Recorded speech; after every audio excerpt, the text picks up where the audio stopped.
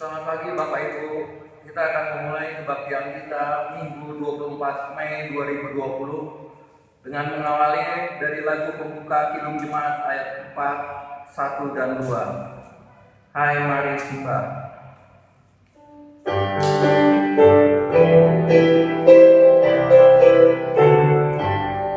Hai mari siapa.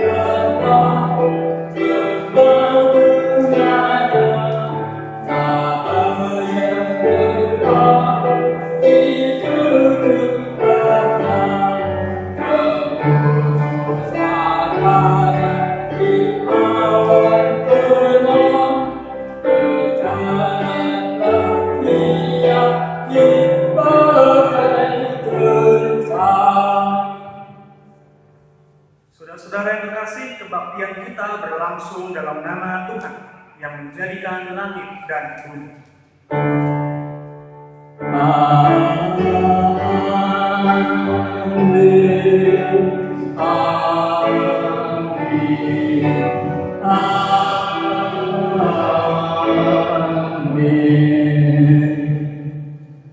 Damai sejahtera dari Allah Bapa dan Tuhan kita Yesus Kristus menyertai saudara sekalian.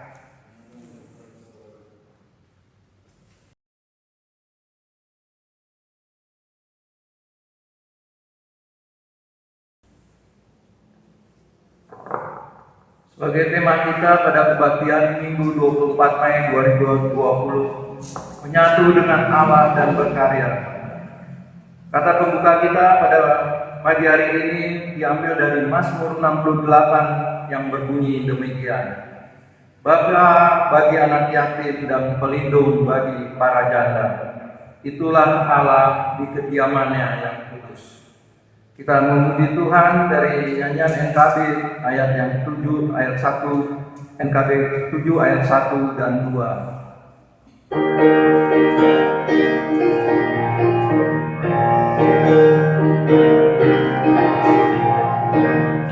Nyanyikan nyanyian baru bagi Allah, menciptakan namanya, terapi berpujilah Dia, bersama namanya, bersorak-sorai bagi Rajamu, bersorak-sorai bagi Rajamu.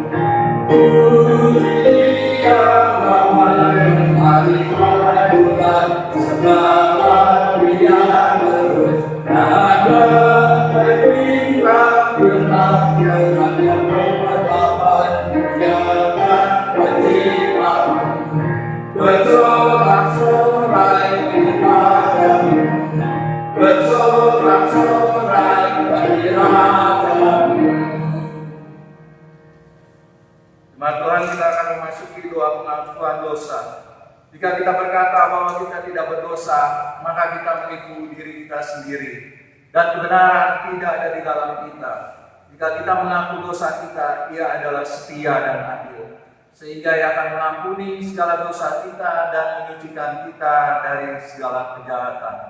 1 Yohanes 1 ayat 8 dan 9. Marilah kita datang kepada Tuhan seraya mengaku dosa, kesalahan kepadanya, sambil memohon belas kasih dan pengampunan.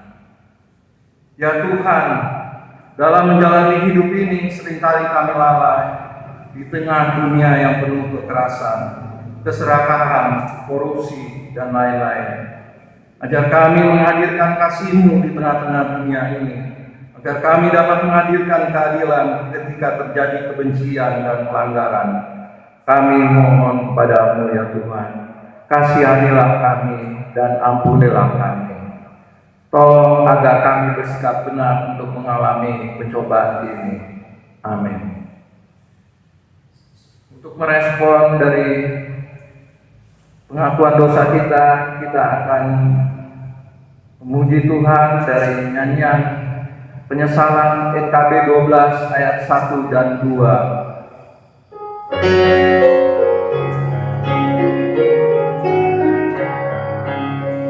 Tuhanku, kau datang ke dunia untuk umatmu, bagai setir pemuda yang Tuhanku,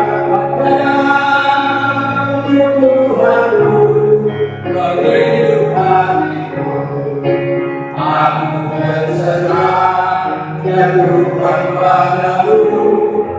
Berikan bagimu seluruh hidupku.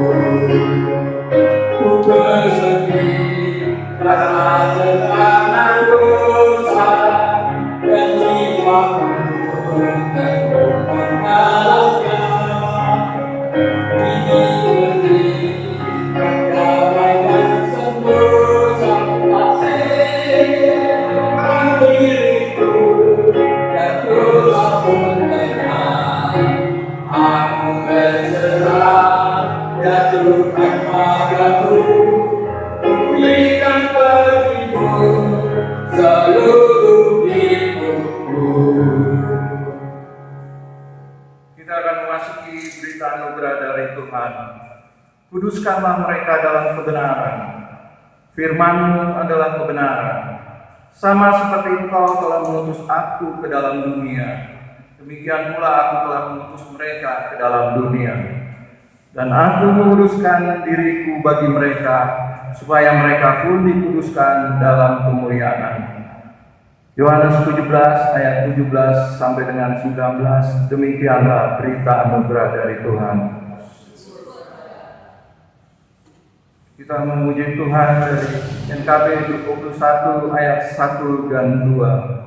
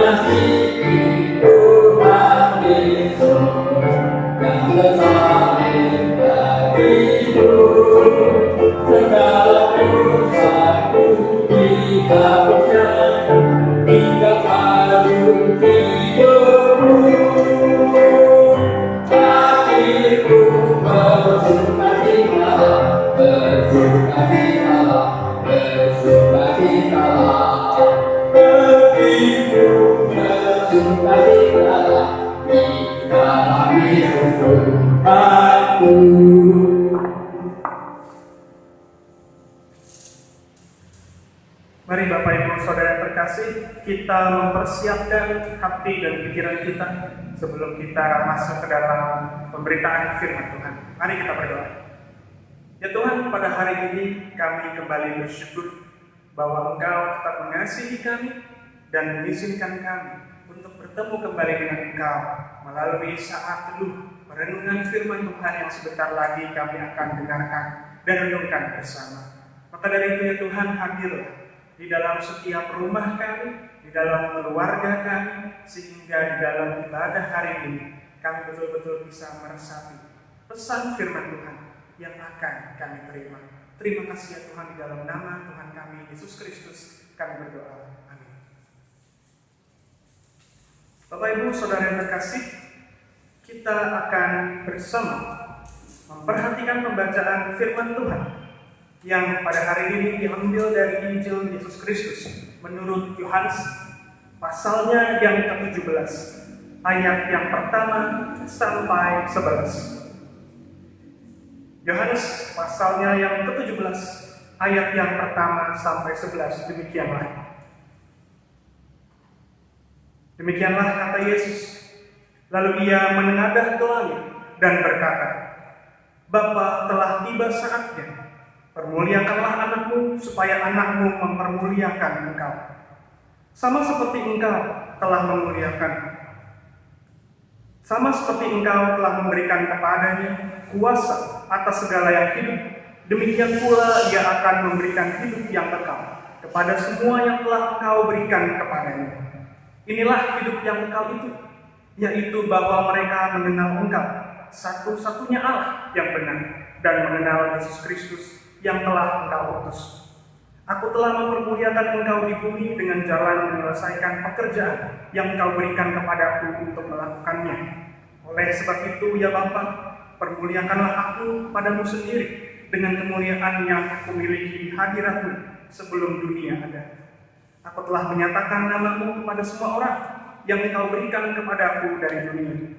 Mereka itu milikmu, dan engkau telah memberikan mereka kepadaku, dan mereka telah menuruti firman-Mu.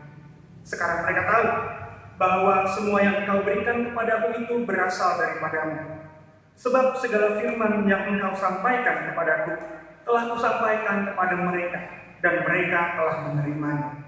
Mereka tahu benar-benar bahwa aku datang daripadamu, dan mereka percaya bahwa engkaulah yang telah mengutus aku.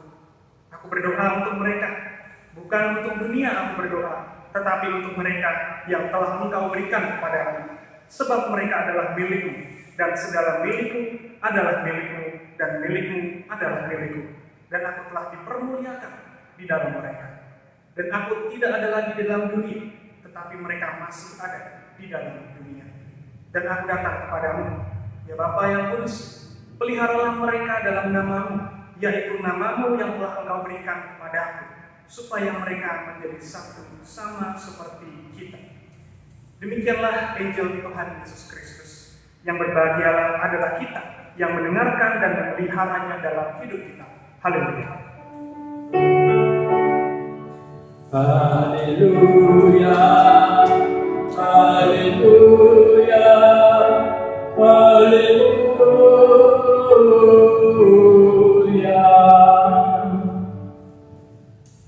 Bapak Ibu Saudara terkasih, tema kita pada hari ini adalah menyatu dengan Allah dan berkarya.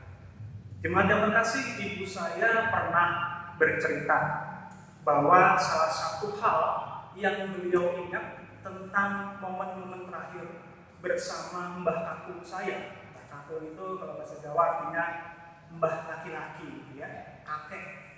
Nah, dalam momen-momen terakhir itu ada sebuah hal yang berkesan bagi ibu saya. Pada waktu itu ibu saya sedang hendak berangkat ke sekolah. Tapi kemudian mbah saya ini memanggil, sini dulu, Bapak mau berdoa buat kamu.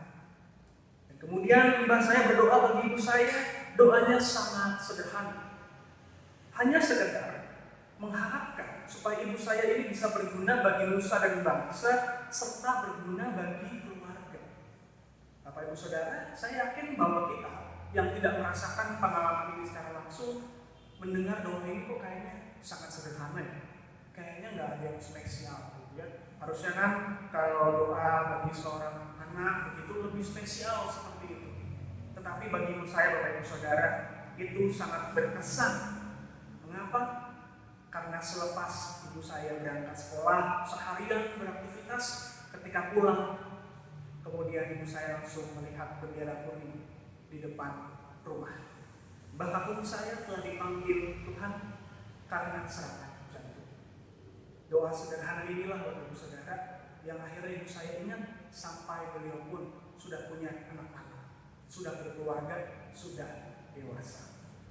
Untuk saya sendiri Bapak Ibu Saudara, saya paling tidak kuat kalau mendengar apalagi disuruh menyanyikan lagunya Nikita yang judulnya Di Doa Ibuku.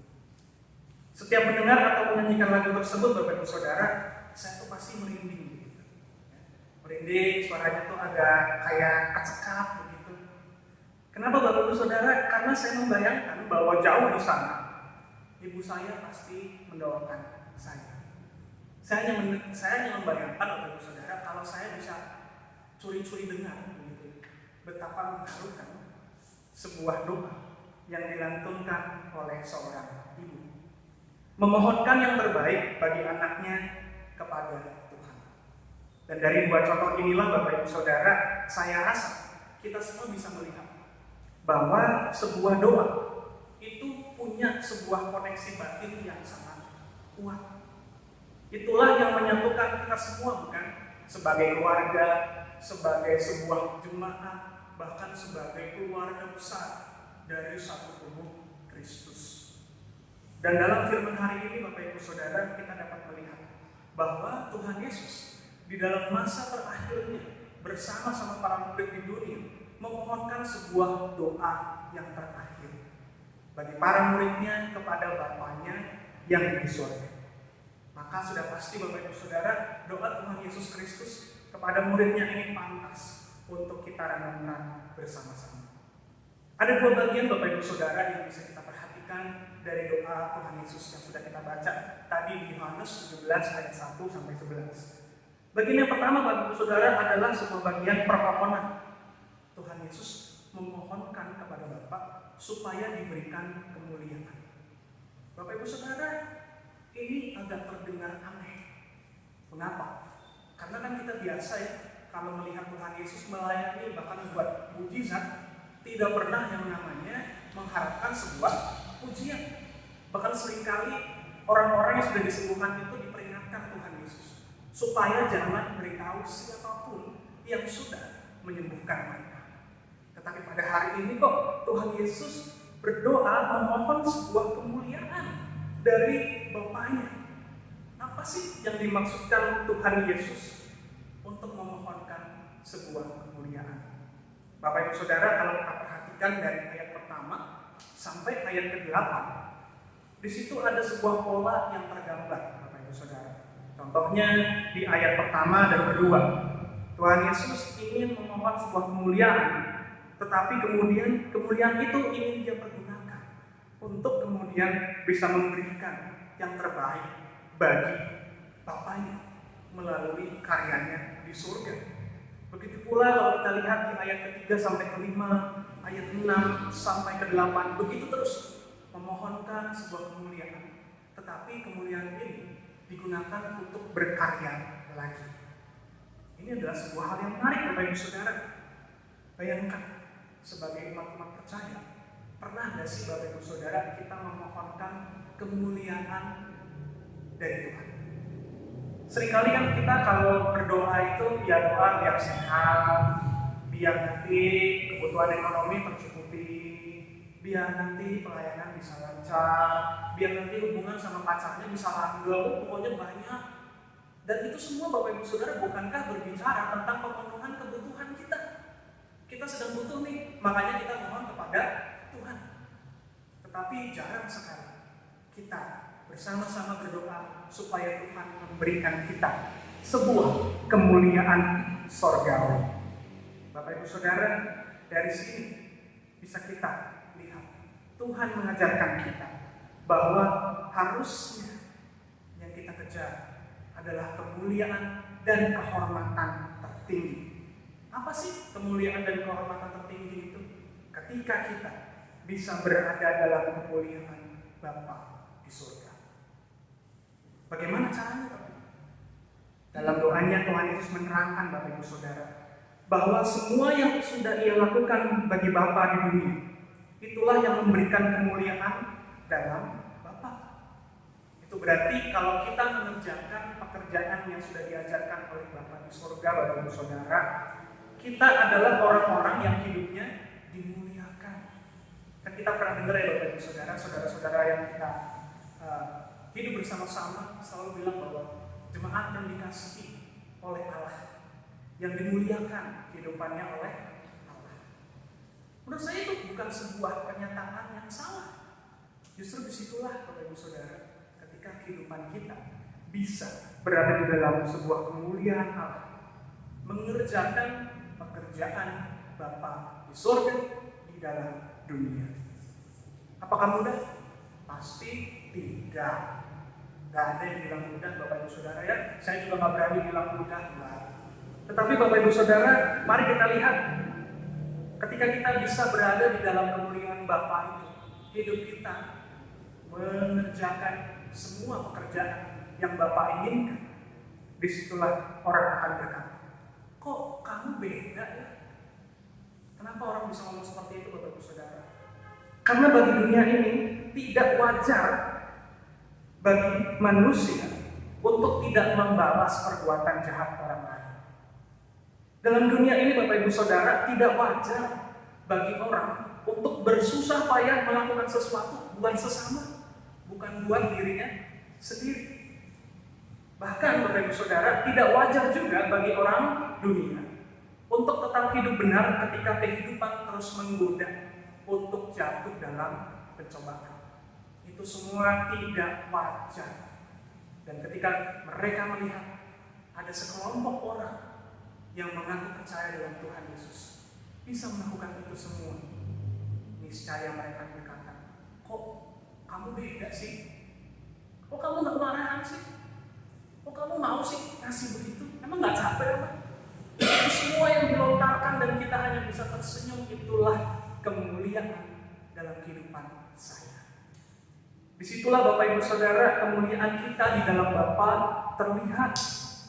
Dan bukankah itu yang menguatkan gereja, para pelayan serta jemaat Tuhan sampai hari ini di berbagai tempat dan dalam berbagai masalah yang datang dalam kehidupan. Hati kita terus bersukacita, Bapak Ibu Saudara, berpengharapan dan tidak lelahnya memikirkan serta melaksanakan apa yang sudah Bapa tugaskan kepada kita. Di bagian kedua, Bapak Ibu Saudara, ini adalah doa khusus bagi para murid-murid Tuhan Yesus yang masih harus meneruskan pelayanannya selepas ditinggal Tuhan Yesus. Di ayat 9 dan 10, Bapak Ibu Saudara, Tuhan menyatakan sesuatu yang sangat jelas dan sangat menarik. Di ayat 9 dan 10, Tuhan Yesus berkata, Bapak Ibu Saudara, bukan untuk dunia aku berdoa, tetapi aku berdoa bagi mereka yang Engkau berikan kepadaku. Sebab mereka adalah milikmu.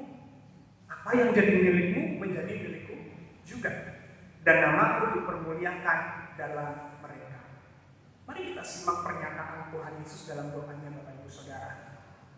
Apakah Tuhan Yesus bermaksud bahwa yang tidak percaya itu bukan datang dari Allah? Kan kita percaya kalau Allah itu kan pencipta semuanya. Kok Tuhan Yesus bisa bilang bahwa yang menjadi milik Allah itu hanya orang-orang yang percaya? Kenapa, Bapak Ibu Saudara? Jawabannya adalah, Bapak Ibu Saudara, ketika Tuhan Yesus melihat orang-orang yang hidupnya penuh dengan kemuliaan ini, Tuhan Yesus menganggap mereka adalah sahabat-sahabatnya. Kita ini, Bapak Ibu Saudara, adalah orang-orang khusus, orang-orang yang dihargai secara khusus oleh Bapa di surga. Dan itulah yang kemudian menjadi permohonan khusus bagi Bapa di surga.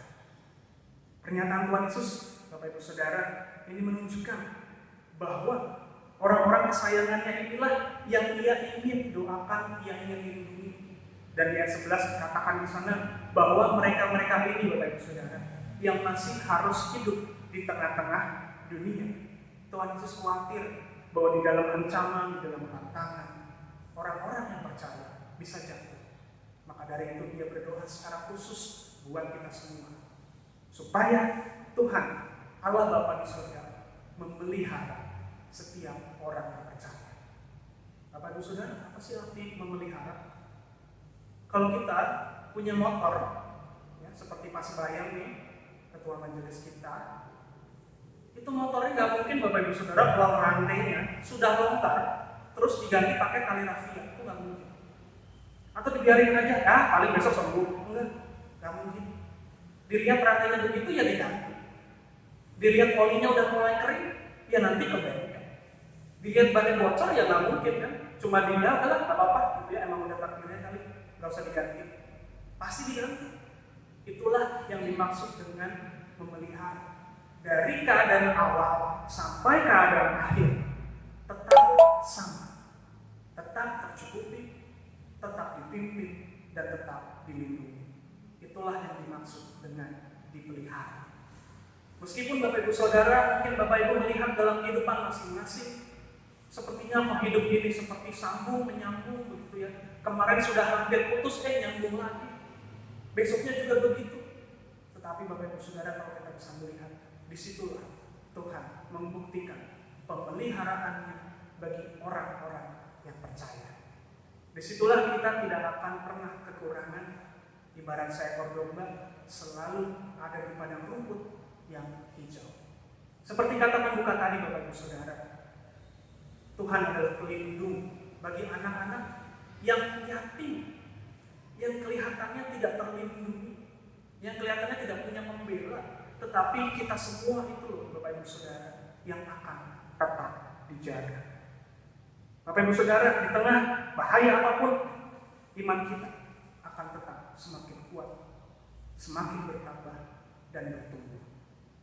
Maka dari itu jemaat yang terkasih, pada hari ini marilah kita ingat bersama bahwa kita ini milik Allah, orang-orang terkasihnya, dan kita sudah didoakan sendiri oleh Tuhan Yesus supaya kita tetap menyatu dengannya dan dipelihara kehidupannya.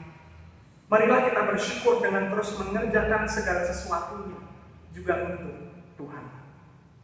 Apa sih yang membedakan orang yang melakukan sesuatu bagi Tuhan selalu menghayati yang dilakukannya itu selalu buat Tuhan, dengan yang tidak?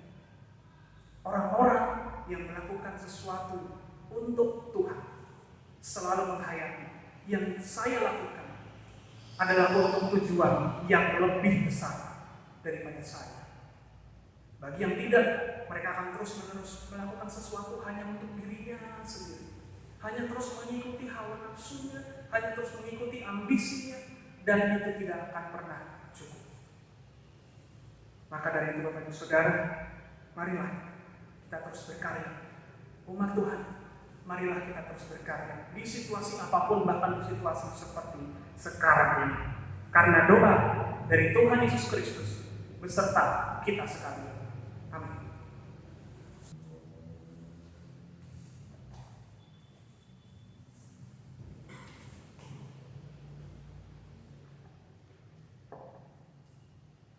Marilah kita mengerahkan iman kita menurut pengakuan iman rasuli yang berbunyi demikian. Aku percaya pada Allah, Bapa yang Maha Kuasa, Khalik langit dan bumi, dan pada Yesus Kristus, Anak yang tunggal Tuhan kita, yang dikandung daripada Roh Kudus, lahir dari anak darah Maria, yang menderita sengsara di bawah pemerintahan Pontius Pilatus, disalibkan, mati dan dikuburkan, turun ke dalam kerajaan maut. Pada hari yang ketiga, bangkit pula dari antara orang mati, naik ke surga, duduk di sebelah kanan Allah, Bapa yang Maha Kuasa, dan dari sana ia akan datang untuk menghakimi orang yang hidup dan yang mati. Aku percaya kepada Roh Kudus, gereja yang kudus dan am, persekutuan orang kudus, pengampunan dosa, kebangkitan orang mati, dan hidup yang kekal. Amin.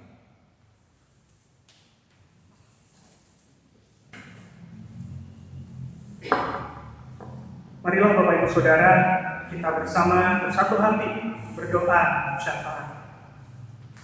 Ya Tuhan, kami berterima kasih pada hari ini kami kembali diingatkan bahwa kami ini bukanlah kelompok yang lemah, kelompok yang sembarangan dan tanpa pelindung, tapi adalah kami semua ini adalah jemaat Tuhan, satu tubuh Kristus yang terus-menerus dipelihara oleh Tuhan.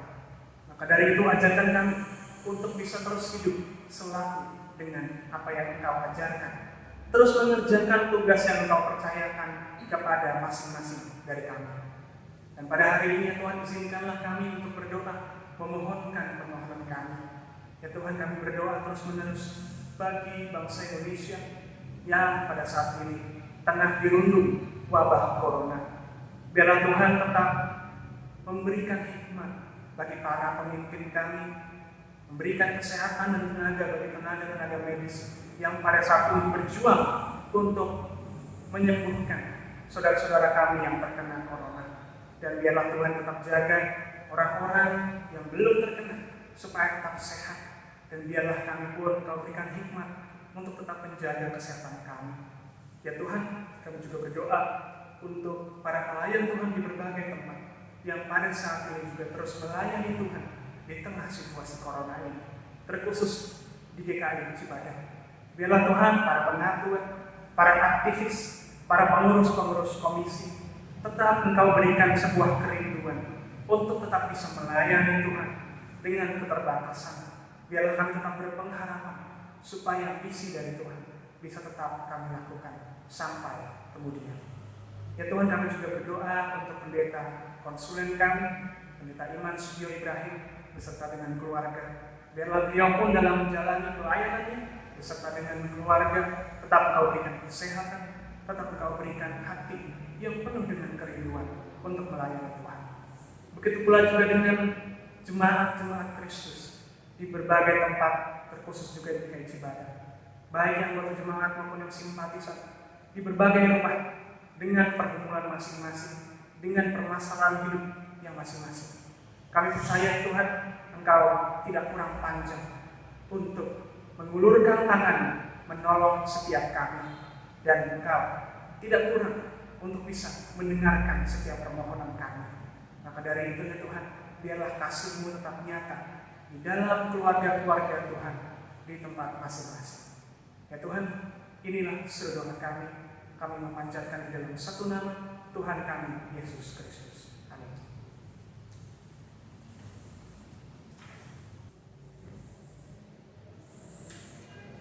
Marilah kita mempersembahkan sebagian berkat Tuhan. Allah yang telah begitu mengasihi kita, pemeliharaan yang begitu nyata setiap hari dalam hidup yang kita jalani. Sekarang saatnya kita untuk menyatakan syukur kepadanya dalam bentuk persembahan. Dengarlah firman Tuhan yang mengawali persembahan syukur dan terambil dari 1 Tawarik 16 ayat yang ke-29. Berilah kepada Tuhan kemuliaan namanya, bawalah persembahan dan masuklah menghadap Dia. Sujudlah menyembah kepada Tuhan dengan berhiaskan kekudusan. Kita akan menyanyikan PKJ 149 ayat 1 dan 2.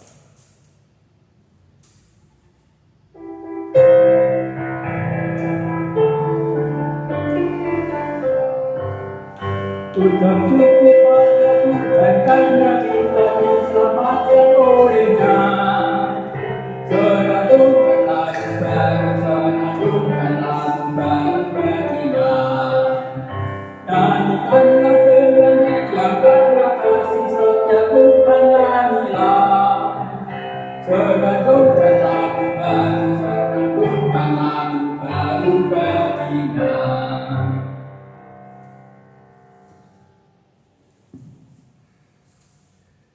Mari kita satu dalam doa. Allah yang kekal, penuh kemuliaan, sumber segala yang baik, kami mempersembahkan ini untuk pelayanan gereja-Mu. Dengan penuh kerendahan hati kami mohon padamu, agar apa yang kami miliki Kau pergunakan bagi kemuliaan-Mu. Oleh Yesus Kristus Tuhan kami. Amin.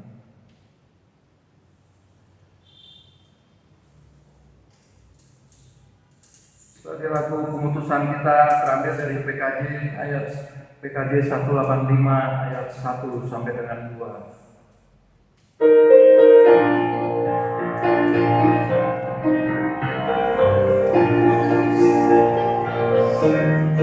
Tuhan mengutus kita padamu-Nya, bahwa kita berkata yang benar, meski kita serta dilanda duka, terus melayani dengan sepenuh, dengan senang, marilah kita melayani umat-Nya, dengan senang, berarti kita memuliakan namanya.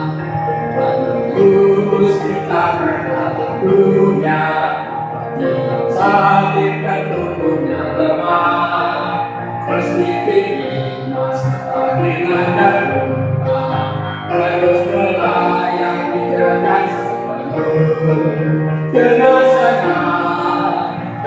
senang, marilah kita melayani umat-Nya, dengan senang.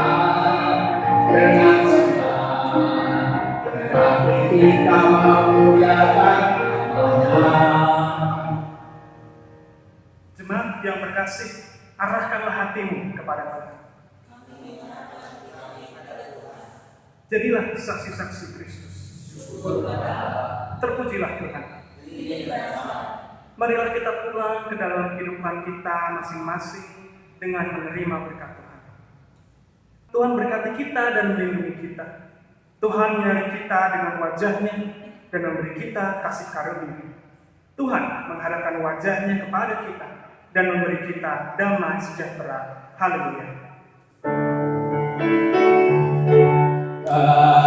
Haleluya, haleluya, haleluya, haleluya, haleluya, amin, amin,